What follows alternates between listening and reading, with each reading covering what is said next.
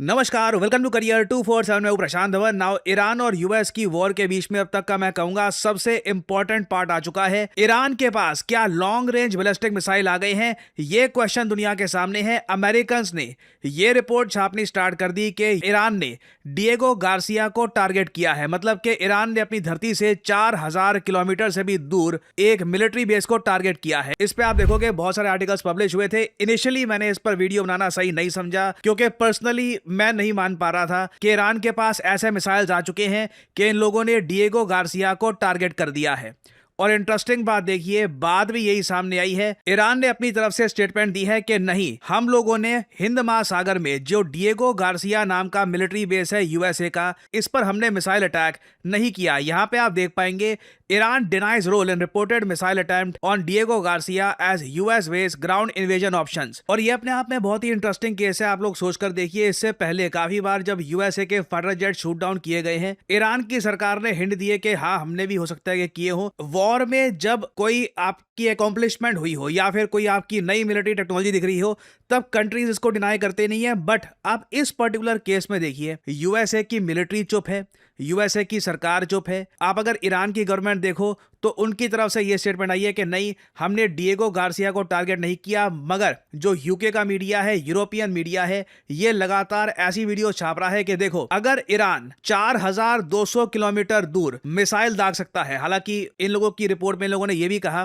कि ये missiles hit नहीं कर पाए, इनको इंटरसेप्ट कर लिया गया, रास्ते में ही ये मिसाइल रोक दिए गए थे। अगर ईरान 4200 किलोमीटर दूर जा सकता है तो कल को ये लोग जर्मनी, फ्रांस, यूके को भी अटैक कर सकते हैं। जो ये वीडियो है, ये देखिए। Of the missiles here, that again, if you see what's published, it talks about 2,000 miles being the maximum range of the Iranian ballistic missile program. When I was in the military, it was pretty clear that Iran wanted a missile capable of reaching continental United States, and it isn't about just having a bigger missile, because obviously a lot of its flight track is through space, so it doesn't have any drag. But there's lots of complications once you start going long distances.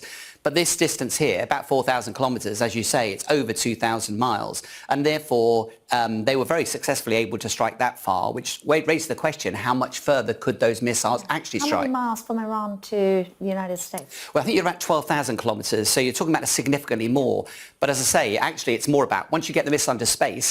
Now, यहाँ पे आपने देखा कि UK की तरफ से जो expert है वो ये कह रहे हैं कि यूके और ईरान के बीच में डिस्टेंस है 12,000 किलोमीटर का। अभी ईरान ने लोगों के हिसाब से एबिलिटी दिखाई है 4000 किलोमीटर दूर हिट करने की डिएगो गार्सिया मिसाइल अटैक से। बट इनका यह कहना है कि एक बार मिसाइल जब आपने अंतरिक्ष में भेजना स्टार्ट कर दिया है, बैलिस्टिक मिसाइल आपको बताया होगा, पहले अंतरिक्ष में जाता है, फिर उसके बाद धरती की तरफ आता है बहुत ज्यादा तेज स्पीड से। तो इन मिलिट्री एक्सपर्ट्स का यह मानना है कि अगर ईरान एक बार मिसाइल्स को स्पेस में भेजना लगातार स्टार्ट कर देता है तो कुछ ही देर में बिल्कुल पॉसिबिलिटी है कि इन द नियर फ्यूचर, जिस तरीके से ईरान ने अटैक किया है सऊदी अरेबिया को, यूएई को, कतर को, बाकी देशों को, ये लोग बिल्कुल कल को यूरोप को टारगेट कर सकते हैं, फ्रांस, लंदन, यहां पे अटैक हो सकते हैं। और यहीं पे आता है एक बहुत ही इंटरेस्टिंग जियोपॉलिटिकल गेम। देखिए, इजराइल और यूएस, इन दोनों कंट्रीज का हमेशा से यह कहना था कि ईरान पे अभी के अभी अटैक करना बहुत इंपॉर्टेंट है, क्योंकि ये लोग कल को यूरोप या फिर बाकी इवन यूएस जो वेस्टर्न वर्ल्ड का बहुत इंपॉर्टेंट पार्ट है,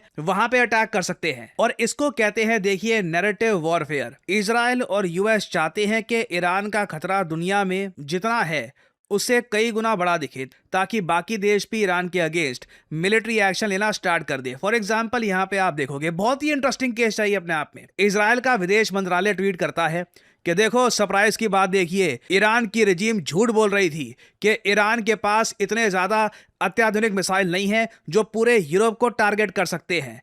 देखो, 28 फरवरी 2026 को ईरान के विदेश मंत्री कहते हैं कि हमारे मिसाइल्स की रेंज 2000 किलोमीटर से कम है। मगर अब हम देख रहे हैं कि ईरान ने डिएगो गार्सिया को टारगेट कर दिया जो 4000 किलोमीटर दूर है। Range of our missiles below 2000 kilometers. So we don't have that capability and we don't want to do that.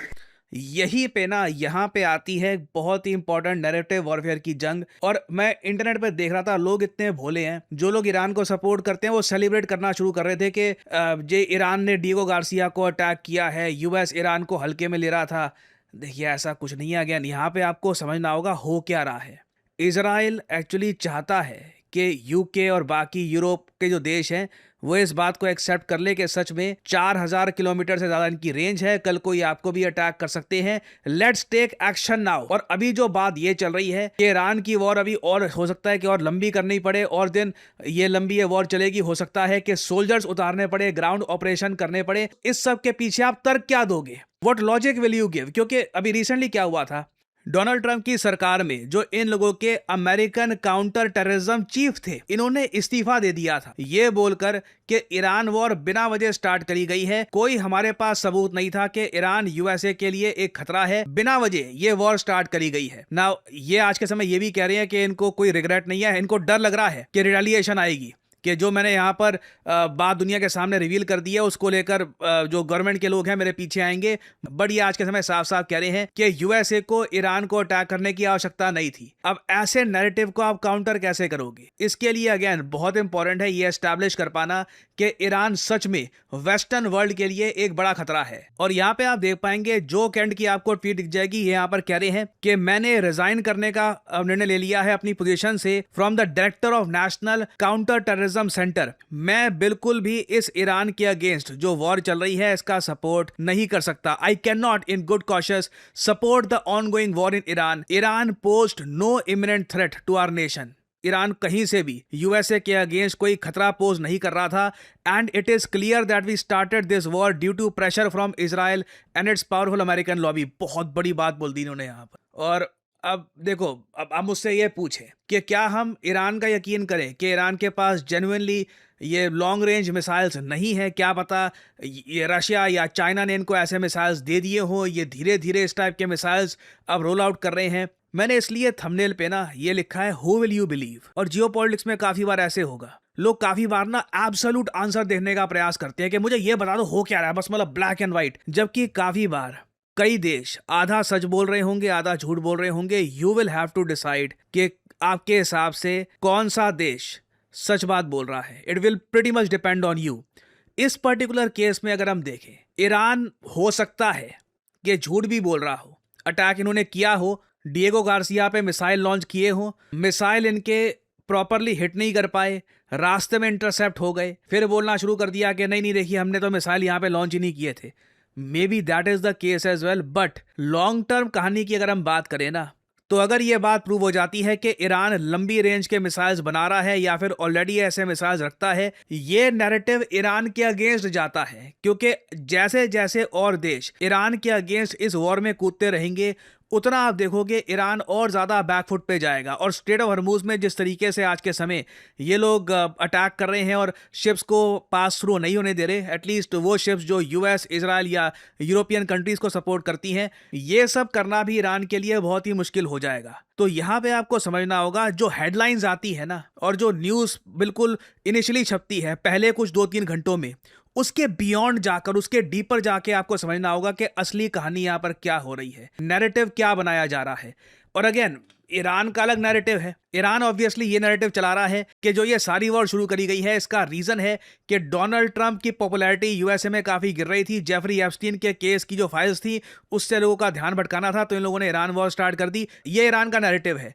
दूसरी तरफ इजराइल और यूएस का नैरेटिव ये है कि ईरान फ्यूचर थ्रेट बिल्कुल है, एक एमिनेंट फ्यूचर थ्रेट है। इन लोगों के पास लॉन्ग रेंज मिसाइल्स ऑलरेडी काफी हद तक आ गए हैं, आने वाले कुछ टाइम में ये और ज्यादा लॉन्ग रेंज मिसाइल्स डेवलप कर देंगे। इससे पहले की जर्मनी पे, फ्रांस पे, यूके पे मिसाइल बरसे, पहले ही ईरान के अगेंस्ट एक्शन ले लो। तो यहां पे मैं जानना चाहूंगा आप लोगों से, जो आपके सामने मैंने जो ये डिटेल्स रखे हैं, जो इन्फॉर्मेशन रखी है, इसके हिसाब से who will you trust, USA या फिर ईरान? आपके हिसाब से इस पर्टिकुलर केस में हुआ क्या है? नाउ अगेन मैं यहाँ पे आप अगर मुझसे पूछे मेरा यहाँ पर क्या मानना है, तो मैं सिंपली यहां पर यही कहूंगा कि देखिए, डिएगो गार्सिया पे डायरेक्ट अटैक करके ईरान को कुछ मिलता तो है नहीं। और ये बात ईरान के मंत्री भी कई जगह जाकर कह चुके हैं जर्नलिस्ट के सामने कि हमारे पास लॉन्ग रेंज मिसाइल्स नहीं है, लॉन्ग रेंज मिसाइल्स नहीं है। तो अपना नैरेटिव वो लोग क्यों कट करेंगे डिएगो गार्सिया पे अटैक करके? अगेन ये मेरी विजडम कहती है, ये मेरी समझ कहती है कि इट डजंट मेक सेंस कि ईरान डिएगो गार्सिया पे अटैक करे। बट देन अगेन बहुत सी डेवलपमेंट्स हो रही हैं, बहुत सी चीज़ें हो रही हैं। यहाँ पे आप अपना जो पर्सपेक्टिव है ये भी शेयर कर सकते हैं कमेंट सेक्शन में। मैं हमेशा वेलकम करता हूँ कि लोग अपने व्यूज़ शेयर करें, अपने ओपिनियन शेयर करें। ऑफ कोर्स रिस्पेक्टफुल तरीके से, किसी कंट्री के बारे में खराब शब्द यूज़ मत करिए। ये मत कहिए कि किसी रिलीजन के बारे में खराब शब्द मत यूज करिए। As proper geo political enthusiast, people who enjoy geo political content, मैं चाहूंगा आप लोग अपना ओपिनियन कमेंट सेक्शन में शेयर करें। आई एम श्योर हम सब लोग इसको रीड करना चाहेंगे। ना आपने ऐसे आर्टिकल्स बहुत देखे होंगे कि भारत में ग्रेजुएट्स तो बहुत सारे प्रोड्यूस हो रहे हैं, मगर इनमें से बस 40% के आसपास एम्प्लॉयबल है। बाकी 60% में स्किल्स की कमी है। और स्किल्स कौन सी चाहिए? आप देख पाओगे इन रिपोर्ट्स में साफ साफ लिखा हुआ है कि डिमांड है आर्टिफिशियल इंटेलिजेंस, डेटा एनालिटिक्स और डिजिटल स्किल्स की। और जिस तरीके से भारत में लगातार डेटा सेंटर्स बनाने की बात की जा रही है, भारत के रीसेंट एआई समिट में भी बताया गया है कि भारत में बहुत सारे डेटा सेंटर्स बनाए जाएंगे। सबसे ज्यादा डिमांड भारत में होने वाली है डेटा साइंटिस्ट की। और आज की तारीख में भारत में कई यंगस्टर्स हैं जो डेटा साइंटिस्ट बनकर काम कर रहे हैं टॉप एमएनसीज में, जैसे कि टीसीएस, गूगल पे और वेरियस और company, Accenture, IBM. Data scientist की डिमांड भारत में आपको हर जगह मिल जाएगी। नाउ आदमी सुनता है ये टाइटल डेटा साइंटिस्ट तो लगता है कि अच्छा कोई पीएचडी चाहिए होगी इसके लिए, कोई मैथमेटिक्स में आपको शायद जीनियस होना होगा, 18 साल की उम्र से तैयारी करनी पड़ेगी तभी बन पाओगे, आईआईटी के आपको बैकग्राउंड चाहिए। नहीं, ऐसा कुछ भी नहीं है। मैं आपको बता दूं, बहुत सारे सक्सेसफुल डेटा साइंटिस्ट आते हैं इंजीनियरिंग, इकोनॉमिक्स, कॉमर्स और even completely non technical background से भी आ सकते हैं। आपका इंटरेस्ट सिंपली होना चाहिए स्टैटिस्टिक्स में। मैथमेटिक्स में आपको याद होगा स्कूल में आपने स्टैटिस्टिक्स पढ़ा था, वहाँ पे आपका इंटरेस्ट है, लॉजिकल प्रॉब्लम सॉल्विंग आपका माइंड है, आपको मज़ा आता है, आप पेशेंट है डीबगिंग को लेकर, मैसी डेटा सेट्स को लेकर, और आपको नए टूल्स लर्न करने में मज़ा आता है। कॉन्स्टेंटली आपको लर्न करना आपका एक जीवन का पैशन है, तो बिल्कुल you can become a data scientist. तो आपको करना यहाँ पर सिंपली क्या है, सिंपली इस वीडियो के कमेंट सेक्शन में जाइए, लिंक आपको मिल जाएगा, ये लिंक ओपन करिए, यहाँ पे अपने डिटेल्स डालिए, use the code PD10 to get the maximum discount possible. Work on your skill, अपने आप को अपस्किल करिए, जॉब रेडी खुद को बनाइए और start your career in data science. और इसी नोट के साथ ये है वीडियो का अंत। Thank you for listening and as I always say, may the gods watch over you.